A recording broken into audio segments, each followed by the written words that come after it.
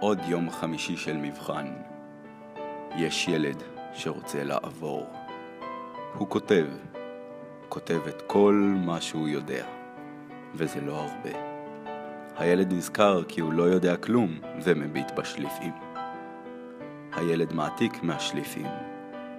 הילד מסתכל על המורה כדי לראות שהיא לא שמה לב ובודק בשליפים בשנית. הכל טוב, אתה מסתדר? המורה חוזרת למקומה. התלמיד ניצל הפעם.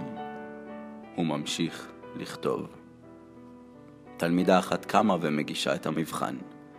עוד תלמיד קם כדי לשאול שאלה. והמורה עוזרת לו. התלמיד ממשיך לכתוב בנמרצות. בודק שוב בשליפים ומתקן את המבחן. התלמיד מסיים את המבחן וקם להגיש. הוא מניח את המבחן על שולחנה של המורה וחוזר למקומו. הוא לא נראה מרוצה. המורה בודקת את המבחן ומסמנת X, X, X, V, VX, X. התלמיד נכשל.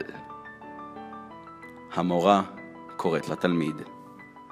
התלמיד מביט במבחן, לוקח בזעם, יוצא מהכיתה וטורק את הדלת. כולם!